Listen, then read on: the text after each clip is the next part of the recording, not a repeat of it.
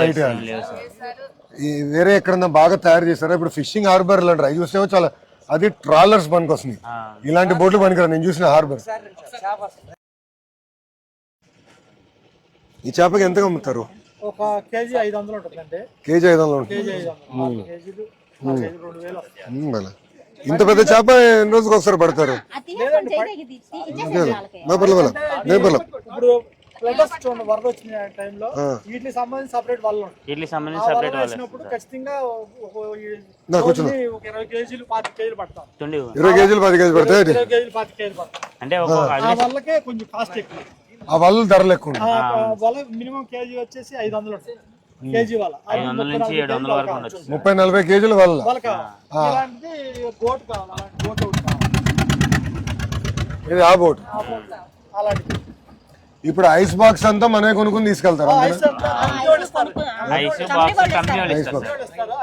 అంటే మనం పెట్టుబడి ఎవరి దగ్గర తీసుకుంటే వాళ్ళు ఇస్తారు.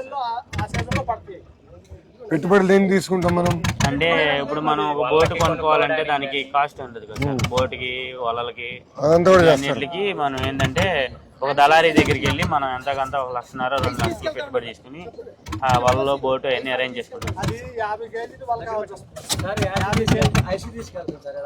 అదే ఐస్ బాక్స్ లో తీసుకెళ్తారు. అదే అర్థం. దానిలో పడిన చేపలను తీసి ఐస్ ఎక్కడ కొంటావు? కంపెనీ వాళ్ళు ఇస్తారు. వాళ్ళ పొద్దున ఇస్తారా?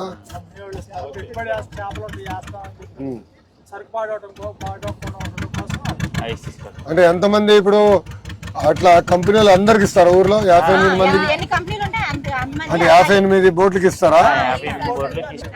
సో ఒకటి వాళ్ళ గురించి చెప్పారు. వాళ్ళ మీద ఇప్పుడు మర్చిపోయా మీరు. ఇప్పుడు నేను ఫిషింగ్ హార్బర్ చూసాను, ఈ పోర్ట్ లాగా ఉన్నాయి, హార్బర్ లాగా లేవు. దాంతో ఏంటంటే ఈ చిన్న చిన్న బోట్లు ఆగవు. నాకు అర్థం, నేను చూసా మన జోల దిండికి వెళ్తే నేను చూసా కదా, అది జోల దిండి చూస్తే అది నిజంగా పోర్ట్ లాగా ఉంది. అది పెద్ద పెద్ద ట్రాలర్లు పడతాయి కానీ మళ్ళీ చివరికి మన మత్స్యకారులు తీసుకెళ్ళి అట్టనే బోట్లు పెట్టారు, పక్కనే కట్టారు. నేను చూసా అది వెళ్తుంటే దానికి పక్కనన్నీ మన బోట్లు చూసా.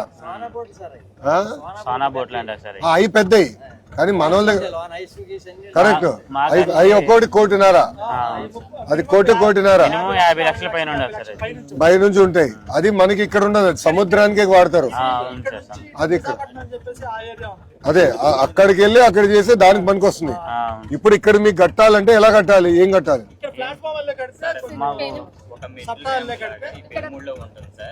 ఇప్పుడు మాకేందంటే దాన్ని కొంచెం మెట్లు లాగా ప్లాట్ఫామ్. ఓకే, మెట్లు అంటే మనం పుష్కరాలు కట్టినట్టు మెట్లు కట్టేసి అంతే, మెట్లు కట్టాలి.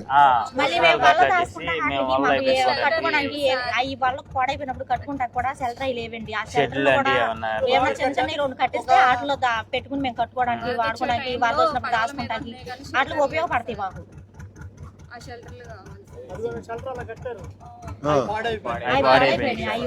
అలాంటి ఏమన్నా మామూలుగా షెడ్ లాంటివి వేపిస్తే ఇది కదా, అది మన తుఫాన్ వచ్చినప్పుడు దానికోసం కదా. ఎప్పుడు కట్టారు అది?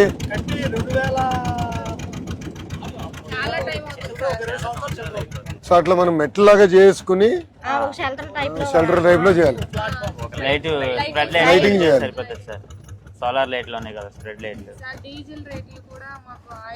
సబ్సిడీ ఆయిల్ 9 రూపాయలే వస్తుంది సార్. 9 రూపాయలు ఉన్నప్పుడు అదే ఎంత 35 రూపాయలు ఉన్నప్పుడు 9 రూపాయలు వచ్చాయి. ఇప్పుడు 105 రూపాయలు ఉంది సార్. మాకేమన్నా ఇంకా 10 రూపాయలు పైన పెంచితే బాగుంటుంది, కొంచెం లాభం. ఒకసారి ఎంత అవుతుంది ఏంటనేది ఒకసారి అసెస్ చెప్పండి. నేను మంత్రి గారితో మాట్లాడతాను, సవితమ్మ గారితో మాట్లాడతాను, మాట్లాడి నేను చెప్తాను. అదొకటి. ఇప్పుడు చేపలు బాగానే పడతాయి ఇక్కడ, ఆ సమస్య లేదు. చేపల సమస్య అయితే లేదు సార్ మాకు. వేరే వాళ్ళు రానిరు కదా ఇక్కడికి.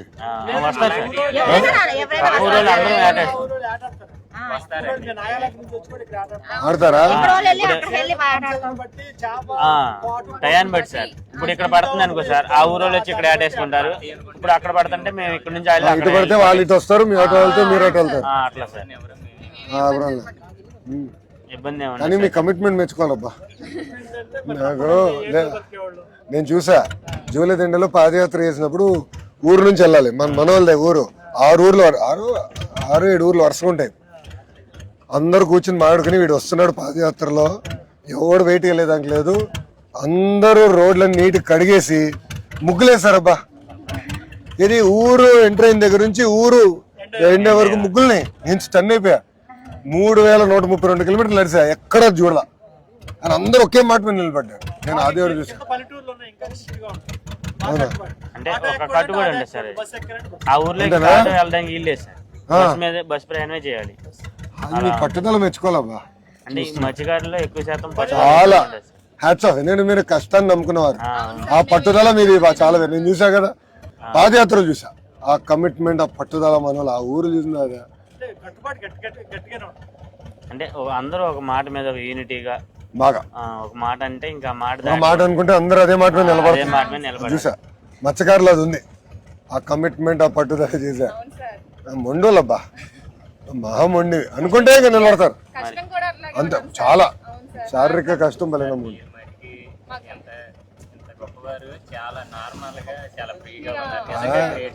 గొప్ప వాళ్ళు ఎవరున్నారు అబ్బాయి? ఎవరులే. బాబు గారి దగ్గర ఎవరు గొప్పవాడు ఉన్నాడు? అందరూ బాబు గారే అలా ఉంటారు, ఆయన ప్రశాంతంగా చేస్తారు. అంటే నాకు కూడా ఏంటంటే పాదయాత్రలు ఇంక చూసా కదా, ఇట్లా కలుస్తూ ఉంటే ఐడియాలు వస్తాయి, అవగాహనలు వస్తాయి. ఇప్పుడు అవగాహన ఏం చేయొచ్చు, ఎలా చేస్తే బాగుంటుందని తెలుసుకున్నా. చాలా ఆలోచనలు అక్కడి నుంచి వచ్చింది. సో నాకు ఎప్పుడు అవకాశం దొరికినా ఒక ప్రోగ్రామ్ పెడితే ఒక ఐడియాలు వస్తాయి. మీతో మాడితే 10 రకాల ఐడియాలు వస్తాయి కదా. తిరిగి బాబు గారు రేపు మమ్మల్ని అడుగుతారు ఏం చేస్తే బాగుంటుంది అడిగినప్పుడు మాకు తెలుస్తుంది. సో ఒకటి డీజిల్ సబ్సిడీ గురించి చెప్పారు. బోట్లు కూడా కేంద్ర ప్రభుత్వం కూడా చేస్తుంది ఒక కార్యక్రమం, దాంతో అనుసంధానం అవుతే బాగుంటుంది. వలలు, బోట్లు, ఆయిల్. సముద్రం ఎంత దూరం మనకి? 3 గంటలు సార్. 40 కిలోమీటర్లు. 3 hours 3.5 hours పట్టింది. 3.5 గంటలు పడుతుంది. అంటే లంకివేన్ దెబ్బ అంటారు కదా, కరెక్ట్ గా ఎండింగ్ పాయింట్. ఇంకా లంకివేన్ దెబ్బ నుంచి సముద్రం అక్కడి నుంచి అంటే ఊరు నుంచి సముద్రానికి వెళ్తాక ఒక 6 గంటలు పట్టింది సార్. 30 కిలోమీటర్లు జర్నీ చేయాలి రేవంపట. ఎక్కువగా బతికేది చాలా మంది మత్స్యకారులు 99% ఈ యాడ్ చేసుకునే బతుకుతాం సార్. వేరే పని అనేది ఇంకా అంటే చిన్నప్పటి నుంచి అలా అలవాటు అయిపోతుంది. ఇప్పుడు మేము యాడ్కి దగ్గర నుంచి మా జనరేషన్ కాడ నుంచి మా పిల్లల జనరేషన్ మారిందండి. కొంచెం చదువులకి. మీకు ఎంతమంది పిల్లలు? నాకు 2 పిల్లలు. ఏం చదువుతున్నారు? ఓ పిల్ల బీటెక్ సెకండ్ ఇయర్ చదువుతుంది, ఓ పిల్ల ఏమో అగ్రికల్చర్ ఫైనల్ ఇయర్. బీటెక్ లో ఏ సబ్జెక్ట్ తీసుకుంది? CS, computer science. మా జనరేషన్ దగ్గర నుంచి మారుతుంది. పిల్లలు బాగా చదివిస్తున్నారు. మా తాతోళ్ళు, మా ఫాదర్ వాళ్ళు అంతా ఏట మీద ఫుల్ ఏట. వేరే పని అంటే తెలియదు. కరెక్టే కదా. ఇప్పుడు చూస్తున్నా మన వాళ్ళ అమ్మని అడిగితే అనింది కదా, డాక్టర్ అమ్మ అవుతుంది ఒక పాప అని. 2007లో కొన్నాం, అప్పుడు 70,000 కొన్నాం. 2007లో కొన్నా? 7 నుంచి ఉంది ఇది. 2007లో కొన్నాను. మళ్ళీ మెయింటైన్ చేస్తున్నావా? అదే రీమోడలింగ్ చేసుకుంటాం. 4 లక్షలు పెట్టి మళ్ళీ రిపేర్ చేసి ఎప్పుడు చేశారు? 4 లక్షలు. రీసెంట్ గా 2 years 2 సంవత్సరాలు. ప్రస్తుతానికి ఇక ఏట రైతు చేయని ఎలా ఉంటుందో అంతే, రైతుకి చేయని ఎలా ఉంటుందో మనకి ఎంత ఖర్చు అన్నా. ఇప్పుడు రైతు భూమి మీద ఎంత స్ప్రెడ్ చేస్తాడో మేము ఇంక బోర్డుల మీద ప్రసక్తే లేదు. గట్టిగా నమ్ముకునే అదే. మరి మాకు ఇంకేరే దారి లేదు కదా సార్, అది ఎటు తీసుకెళ్తే అటు వెళ్ళాల్సిందే. సో మనకి ల్యాండింగ్ ఒక హార్బర్ లాగా మెట్లు గిట్లు కట్టి ఘాట్ లాగా కట్టి, బట్ ఇవి బోట్లు పైకి తీసుకెళ్లాలంటే ఒక ర్యాంప్ అంతా కూడా ఉంది. ర్యాంప్ లాగా సార్, ఒక ర్యాంప్ లా చేసి మాకు స్ప్రెడ్ లైట్లు. సో అందరు బోట్లు అట్లా కట్టేస్తారా?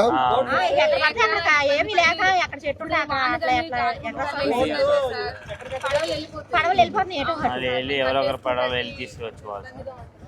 మళ్ళీ ఆ గాలి తగ్గినాక ఇంకో వేరే పడవ వేసుకెళ్ళి ఆ పడవని తీసుకొస్తారు.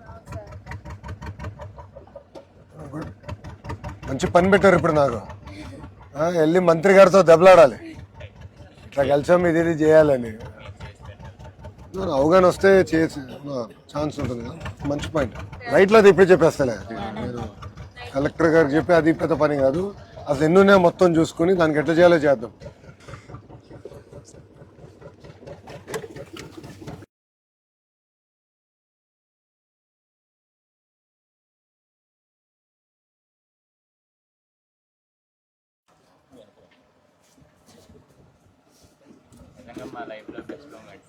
భలే ఉన్నా నానా, నేను నేర్చుకున్నాక వచ్చా. లేదు సార్, మేము అక్కడ దాకా రాలేం కదా సార్, మీరే మా కోసం అక్కడ నుంచి ఇక్కడ దాకా.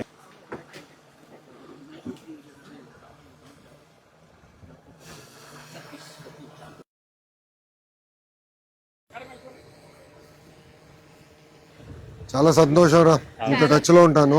Okay sir. నీ వివరాలు తీసుకుంటే నేను మెసేజ్ పెడతా నా ఫోన్ నుంచి. ఏమైనా ఉంటే నాతో టచ్ లో ఉండి నేను చూసుకుంటాను. నాకు చెప్పావు కదా, మంచి ఐడియాలు ఇచ్చారు. నేను కూడా మంత్రి గారితో మాట్లాడతాను. ఎందుకంటే మీ పట్టుదల నా జన్మలో మర్చిపోలేను. ఎందుకంటే కొన్ని సంఘటనలు జీవితాలు మార్చేస్తున్నాం కదా. నాకు ఇప్పుడు కూడా బాగా గుర్తు ఆ ఊర్లో నడిచింది. ఏం చేయాలి నేను మంత్రి గారితో కూడా డిస్కస్ చేస్తాను. Welcome back. థ్యాంక్ యూ నాన్న. ఉంటా చెల్లమ్మ. పిల్లలు అడిగానని చెప్పు. థ్యాంక్ యూ అమ్మా. ఆమె దెబ్బ వాళ్ళు చూడ ఎట్టయిపోయినా సనగైపోయా. నా బాధలు ఎవరు చెప్పుకోవాలి. దాదా ఇట్రా దగ్గర రాదా దాదా దగ్గర ఉంటా చెల్లి. ఉంటా నాన్న, వెళ్ళొస్తానమ్మా. బాయ్ రా దాదా. మీరు కూడా ఈ ఊరే తల్లి? మీరు కూడా పుట్టి పెరిగింది ఇక్కడనేనా? చెప్పురా. ఫోటోనా? దాదా దాదా. అరే అన్ననా తమ్ముడునా? అన్నయ్యనా? ఇద్దరులో రౌడీ ఎవరు? ఇద్దరు రౌడీలేనా? భలే చెప్తున్నాడు రా.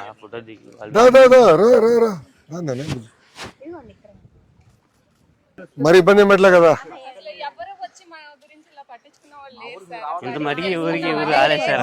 నాకు ఐడియా కోసం వచ్చా. భలే ఉన్నావులే అన్నారా. థ్యాంక్ యూ రా. ఉంటా చెల్లమ్మ, వెళ్ళొస్తా. ఉంటానమ్మా, వెళ్ళొస్తానన్నా. బాయ్ నాన్న. ఉంటారా? నమస్కారం.